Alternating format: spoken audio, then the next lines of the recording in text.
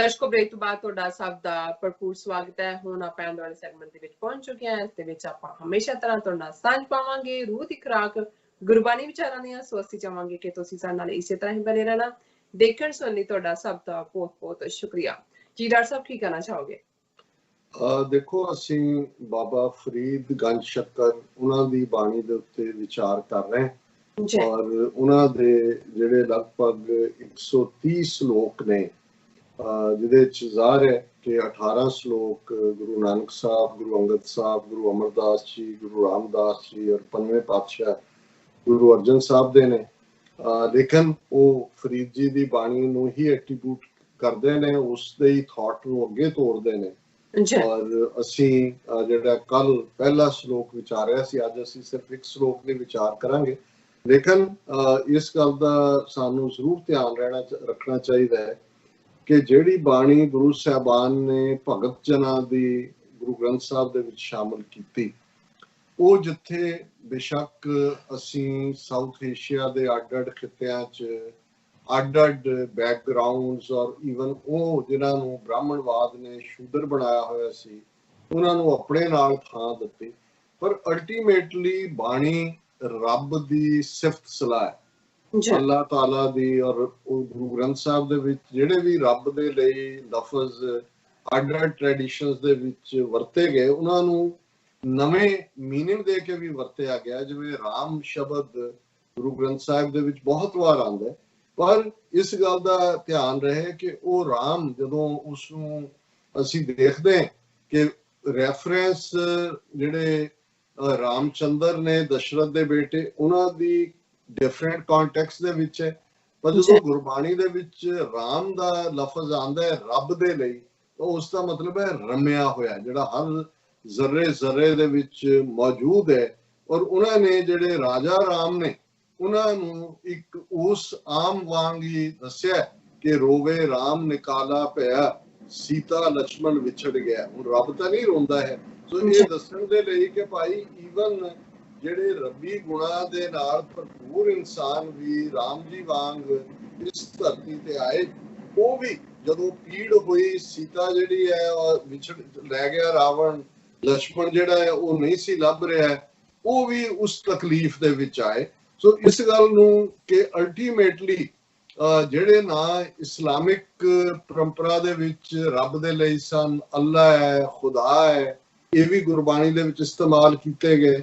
ਔਰ ਉਸ ਸਾਰੇ ਦਾ ਵੀ ਮਤਲਬ ਅਲਟੀਮੇਟਲੀ ਇਹੀ ਹੈ ਕਿ ਇਨਸਾਨੀਅਤ। ਹੁਣ ਬਾਬਾ ਫਰੀਦ ਗੰਜ ਸ਼ੱਕਰ ਗੁਰੂ ਨਾਨਕ ਸਾਹਿਬ ਤੋਂ ਲਗਭਗ 250 ਪੌਣੇ 300 ਸਾਲ ਪਹਿਲਾਂ ਹੁੰਦੇ ਨੇ। ਗੁਰੂ ਸਾਹਿਬ 15ਵੀਂ ਸਦੀ 'ਚ ਨੇ, ਬਾਬਾ ਫਰੀਦ 13ਵੀਂ ਸਦੀ 'ਚ ਨੇ, 12ਵੀਂ ਸਦੀ ਦੇ ਅਖੀਰ 'ਚ ਜਾ ਕੇ। ਲੇਕਿਨ ਆਪ ਗੁਰੂ ਸਾਹਿਬ ਗੁਰੂ ਨਾਨਕ ਸਾਹਿਬ ਪਾਕ ਪਤਨ ਜਾ ਕੇ ਉਹਨਾਂ ਦੇ ਜਿਹੜੇ ਪਰਿਵਾਰ ਦੇ ਅੱਗੋਂ 10ਵੀਂ ਜਾਂ 11ਵੀਂ ਥਾਂ ਤੇ ਸਨ, ਜਿਹੜੇ ਆਪਣੇ ਨਾਂ ਨਾਲ ਫਰੀਦ ਹੀ ਇਸਤੇਮਾਲ ਕਰਦੇ ਸੀ, ਉਸ ਨੂੰ ਉਹਨਾਂ ਤੋਂ ਬਾਬਾ ਫਰੀਦ ਗੰਜ ਸ਼ੱਕਰ ਦੀ ਬਾਣੀ ਲਿਆਂਦੀ। ਔਰ ਇਸੇ ਤਰ੍ਹਾਂ ਕੱਲ ਸਾਡੇ ਇੱਕ ਵਿਊਅਰ ਨੇ ਜਿਹੜੇ ਬਹੁਤ ਐਡਮਾਇਰ ਕਰਦੇ ਨੇ ਸਾਡੇ ਗੁਰਬਾਣੀ ਵਿਚਾਰ ਸੈਗਮੈਂਟ ਨੂੰ, ਸਿੱਖ ਵੀਰ ਨੇ, ਉਹਨਾਂ ਨੇ ਇੱਕ ਸੁਝਾਅ ਵੀ ਦਿੱਤਾ ਸੀ ਕਿ ਵੀ ਤੁਸੀਂ ਇੱਕ ਅਲੱਗ ਸੈਗਮੈਂਟ ਔਰ ਇੱਕ ਅਲੱਗ ਡੇਟਾਬੇਸ ਤਿਆਰ ਕਰੋ ਜਿਵੇਂ ਤੁਸੀਂ ਗੁਰਬਾਣੀ ਨੂੰ ਇੰਟਰਪ੍ਰੀਟ ਕਰਦੇ ਹੋ। ਔਰ ਇੱਕ ਹੋਰ ਵੀਰ ਨੇ ਸਵਾਲ ਕਿਹਾ ਸੀ ਕਿ ਕੀ ਭਗਤਾਂ ਦੀ ਬਾਣੀ ਗੁਰੂ ਨਾਨਕ ਸਾਹਿਬ ਖੁਦ ਲੈ ਕੇ ਆਏ? ਮੈਂ ਸਮਝਦਾ ਵੀ ਹਾਲਾਂਕਿ ਇਸ ਦੇ ਉੱਤੇ ਦੋ ਸਕੂਲ ਆਫ ਨੇ ਥਾਟ, ਇੱਕ ਜਿਹੜੇ ਬਿਲਕੁਲ ਇਸ ਗੱਲ ਦੇ ਉੱਤੇ ਨੇ ਕਿ ਗੁਰੂ ਅਰਜਨ ਸਾਹਿਬ ਨੇ ਜਿਹੜਾ ਰੂਹਾਨੀ ਟ੍ਰੈਡੀਸ਼ਨ ਦੇ ਨਾਲ ਉਹਨਾਂ ਨੇ ਕਿ ਭਾਈ ਭਗਤ ਜਨ ਜਿਹੜੇ ਨੇ ਉਸ ਸੁਰਤ ਦੀ ਦੁਨੀਆ 'ਚ ਖੁਦ ਹਾਜ਼ਰ ਹੋਏ ਔਰ ਉਹਨਾਂ ਨੇ ਆਪਣੀ ਬਾਣੀ ਜਿਹੜੀ ਹੈ ਉਹ ਭੇਟ ਕੀਤੀ। ਪਰ ਮੈਂ ਸਮਝਦਾ ਵੀ ਜੇ ਅਸੀਂ ਦੂਸਰਾ ਐਸਪੈਕਟ ਦੇਖਦੇ ਹਾਂ, ਉਹ ਇਹੀ ਹੈ ਕਿ ਜਿੱਥੇ ਜਿੱਥੇ ਗੁਰੂ ਨਾਨਕ ਸਾਹਿਬ ਗਏ, ਜਿੱਥੇ ਉਹ ਆਪਣੀ ਬਾਣੀ ਖੁਦ ਨਾਲ ਦੀ ਨਾਲ ਅੰਕਿਤ ਕਰਦੇ ਸੀ, ਉੱਥੇ ਉਹਨਾਂ ਨੇ ਉਹਨਾਂ ਭਗਤਾਂ ਦੀਆਂ ਮੁਕਾਮਾਂ ਤੇ ਜਾ ਕੇ, ਕਿਉਂਕਿ ਉਹਨਾਂ ਚੋਂ ਜਿਵੇਂ ਬਾਬਾ ਫਰੀਦ 250 ਸਾਲ ਉਹਨਾਂ ਤੋਂ ਪਹਿਲਾਂ ਸਨ, ਇਸੇ ਤਰ੍ਹਾਂ ਭਗਤ ਨਾਮਦੇਵ ਵੀ ਉਹਨਾਂ ਤੋਂ ਪਹਿਲੇ ਨੇ, ਭਗਤ ਕਬੀਰ ਜੀ ਜਾਂ ਰਵਿਦਾਸ ਜੀ ਨਾਲ ਉਹਨਾਂ ਦਾ ਮੇਲ ਹੁੰਦਾ ਹੈ ਕਿ ਨਹੀਂ ਹੁੰਦਾ ਹੈ, ਲੇਕਿਨ ਆਲਮੋਸਟ ਉਹੀ ਟਾਈਮ ਫਰੇਮ ਹੈ। ਸਟਿਲ ਭਗਤ ਰਵਿਦਾਸ ਜੀ ਵੀ ਪਹਿਲਾਂ ਨੇ, ਭਗਤ ਕਬੀਰ ਜੀ ਵੀ ਪਹਿਲਾਂ ਨੇ। ਸੋ ਇਹ ਬਾਣੀ ਗੁਰੂ ਨਾਨਕ ਸਾਹਿਬ ਲੈ ਕੇ ਆਏ ਔਰ ਜਦੋਂ ਗੁਰਗੱਦੀ ਉਹਨਾਂ ਨੇ ਆਪਣੀ ਥਾਂ ਤੇ ਗੁਰੂ ਅੰਗਦ ਸਾਹਿਬ ਨੂੰ ਬਖਸ਼ੀ ਤੇ ਜਿੱਥੇ ਉਹਨਾਂ ਨੇ ਆਪਣੀ ਲਿਖੀ ਬਾਣੀ ਉਹਨਾਂ ਨੂੰ ਜਿਹੜਾ ਭੇਟ ਕੀਤੀ, ਉੱਥੇ ਹੀ ਭਗਤ ਬਾਣੀ ਵੀ, ਔਰ ਇਹ ਪਰੰਪਰਾ 5ਵੀਂ ਪਾਤਸ਼ਾਹੀ ਤੱਕ ਚੱਲਦੀ ਰਹੀ, ਜਿਨ੍ਹਾਂ ਨੇ ਫਿਰ ਗੁਰੂ ਗ੍ਰੰਥ ਸਾਹਿਬ ਦੇ ਰੂਪ ਦੇ ਵਿੱਚ ਇਹ ਇਟਰਨਲ ਗੁਰੂ, ਸ਼ਬਦ ਗੁਰੂ ਜਾਂ ਸ਼ਬਦਾ ਅਵਤਾਰ ਵੀ ਸਾਡੇ ਕਈ ਪੁਰਾਣੇ ਜਿਹੜੇ ਅਰਦਾਸੀਏ ਨੇ ਉਹ ਐਡਰੈਸ ਕਰਨਗੇ। ਇਹ ਇਨਸਾਨੀਅਤ ਨੂੰ ਬਖਸ਼ਿਆ। ਔਰ ਇਹ ਜਿਹੜਾ ਰੱਬ ਦੇ ਰਸਤਾ ਤੇ ਤੁਰਨਾ, ਇਹ ਔਖੀ ਘਾਟੀ ਹੈ। ਹੁਣ ਘਾਟੀ ਵੀ ਜ਼ਾਹਰ ਹੈ ਕਿ ਤੁਸੀਂ ਜਦੋਂ ਪਹਾੜਾਂ ਦੇ ਵਿੱਚ ਕਦੇ ਗਏ ਹੋ ਤੇ ਇੱਕ ਪਾਸਾ ਮੈਦਾਨ ਹੈ, ਪਲੇਨਸ ਜ਼ਾਹਰ ਹੈ, ਮੈਦਾਨ ਹੁੰਦੇ ਨੇ, ਮੈਦਾਨ 'ਚ ਬਰਾਬਰ ਹੁੰਦਾ ਹੈ, ਤੇ ਜਦੋਂ ਮੈਦਾਨਾਂ ਵਾਲਿਆਂ ਨੇ ਸਿੱਖਿਆ ਹੀ ਹੁੰਦਾ ਹੈ ਇੱਕ ਬਰਾਬਰ ਤੁਰਨਾ, ਤੇ ਪਹਾੜਾਂ ਤੇ ਜਾ ਕੇ ਉਹਨਾਂ ਨੂੰ ਬਹੁਤ ਵਾਰ ਲੱਗੇਗਾ ਅੱਛਾ ਇਹ ਤਾਂ ਨੂੰ ਜਾਂਦੀ ਹੈ ਸੜਕ, ਇਹ ਘਾਟੀ ਹੈ। ਜਦੋਂ ਤੁਸੀਂ ਤੁਰਦੇ ਹੋ ਜਿੰਨੇ ਜਿੰਨੀ ਸਟੀਪ ਘਾਟੀ ਹੁੰਦੀ ਹੈ। ਔਰ ਇਸ ਨੂੰ ਜਦੋਂ ਬਾਬਾ ਫਰੀਦ ਇਸ ਰਸਤੇ ਨੂੰ ਡਿਸਕ੍ਰਾਈਬ ਕਰਦੇ ਨੇ ਤੇ ਉਹ ਕਹਿੰਦੇ ਨੇ ਕਿ ਫਰੀਦਾ ਦਰ ਦਰਵੇਸ਼ੀ ਗਾਖੜੀ। ਗਾਖੜਾ ਸ਼ਬਦ ਜਿਹੜਾ ਹੈ ਇਹ ਮੁਸ਼ਕਲ, ਔਖ। ਇਹ ਜਿਹੜਾ ਜਦੋਂ ਤੁਸੀਂ ਰੱਬ ਦੇ ਪਿਆਰ 'ਚ ਹੁੰਦੇ ਹੋ, ਤੁਹਾਡਾ ਰੱਬ ਤੇ ਦਾਵਾ ਤਾਂ ਨਹੀਂ ਹੁੰਦਾ, ਅਰਜ਼ ਹੁੰਦੀ ਹੈ। ਤੇ ਅਰਜ਼ ਕਰਨ ਵਾਲਾ ਜਿਹੜਾ ਹੁਣ ਕਦੇ ਅਫਸਰ ਦੇ ਕੋਲ, ਸਾਊਥ ਏਸ਼ੀਆ ਵਾਲੇ ਬਿਹਤਰ ਜਾਣਦੇ ਨੇ, ਕੰਮ ਕਰਾਉਣ ਲਈ ਜਾਣਾ ਤੇ ਉਹ ਤੁਹਾਨੂੰ ਚਪੜਾਸੀ ਬਾਹਰ ਖੜਾ ਕਰ ਛੱਡਦਾ, ਫਿਰ ਕਹਿੰਦਾ ਕੱਲ ਆਈ, ਫਿਰ ਕੱਲ ਆਈ। ਸੋ ਜ਼ਾਹਿਰ ਹੈ ਵੀ ਫਿਰ ਵੀ ਤੁਹਾਡੀ ਅਰਜ਼ੀ ਜੇ ਉਹ ਚਪੜਾਸੀ ਪਹੁੰਚਾ ਵੀ ਦੇ, ਮੰਨਣਾ ਜਾਂ ਨਾ ਮੰਨਣਾ ਤਾਂ ਸਾਹਿਬ ਦਾ ਕੰਮ ਹੈ। ਹੁਣ ਇਸੇ ਤਰ੍ਹਾਂ ਜਿਹੜਾ ਰੱਬ ਦੇ ਵੱਲ ਤੁਰਨਾ, ਇੱਕ ਤਾਂ ਤੁਰਨਾ, ਫਿਰ ਰੱਬ ਦੇ ਅੱਗੇ ਦੁਆਗੋ ਹੋਣਾ ਕਿ ਆਪਣਾ ਪਿਆਰ ਦੇ, ਤੂੰ ਆ ਕੇ ਬੈਠ ਮੇਰੇ ਦਿਲ ਦੇ ਸਿੰਘਾਸਨ ਦੇ ਉੱਤੇ, ਆ ਕੇ ਵਿਰਾਜਮਾਨ ਹੋ, ਮੇਰੀ ਸੇਜ ਹੈ, ਸੇਜ ਦੇ ਉੱਤੇ ਆ ਕੇ ਜਿਹੜਾ ਆਸਣ ਵਿਛਾਓ, ਆ ਕੇ ਬੈਠੋ। ਹੁਣ ਉਹਨੇ ਮੰਨਣਾ ਕਿ ਨਹੀਂ ਮੰਨਣਾ, ਉਹ ਉਦੋਂ ਤੱਕ ਤੁਸੀਂ ਦਰਵਾਜ਼ੇ ਤੇ ਖੜੇ ਹੋ ਸਾਈਂ ਦੇ। ਤੇ ਬਾਬਾ ਫਰੀਦ ਕਹਿੰਦੇ ਨੇ ਫਰੀਦਾ ਦਰ ਦਰਵੇਸ਼ੀ ਗਾਖੜੀ, ਕਿ ਉਸ ਦੇ ਦਰ ਤੇ ਖਲੋਣਾ। ਦਰਵੇਸ਼ ਹੋਈ ਹੈ ਜਿਹੜਾ ਦਰ ਤੇ ਖਲੋਤਾ ਹੋਇਆ, ਬੂਹੇ ਤੇ ਖਲੋਤਾ। ਇਹ ਬੜਾ ਔਖਾ ਕੰਮ ਹੈ। ਚੱਲਣਾ ਦੁਨੀਆ ਪੱਤ। ਉਹਨਾਂ ਨੇ ਕਿਹਾ ਵੈਸੇ ਮੇਰੇ ਨਾਲ ਮੇਰੀ ਦਰਵੇਸ਼ੀ ਪੁਗੇ ਵੀ ਕਿਉਂ, ਮੈਂ ਕੋਈ ਦੁਨੀਆਦਾਰੀ ਦਾ ਰਾਹ ਤਾਂ ਨਹੀਂ ਛੱਡਿਆ। ਪੱਤ ਹੁੰਦਾ ਵਾਂਗ ਕਿ ਮੈਂ ਵੀ ਤਾਂ ਦੁਨੀਆਦਾਰਾਂ ਵਾਂਗ ਹੀ ਆਪਣੀ ਜ਼ਿੰਦਗੀ ਜੀ ਰਿਹਾ, ਮੇਰੇ 'ਚ ਕੋਈ ਤਬਦੀਲੀ ਨਹੀਂ ਹੈ। ਔਰ ਨਾਲ ਉਹਨਾਂ ਕਿਹਾ ਬੰਨ ਉਠਾਈ ਪੋਟਲੀ ਕਿੱਥੇ ਵੰਝਾਂ ਘੱਤ, ਕਿ ਮੈਂ ਇਹ ਜਿਹੜੀ ਨਿੱਕੀ ਜਿਹੀ ਗੰਢ ਦੁਨੀਆਦਾਰੀ ਦੀ ਮੈਂ ਵੀ ਬੰਨੀ ਹੋਈ ਹੈ।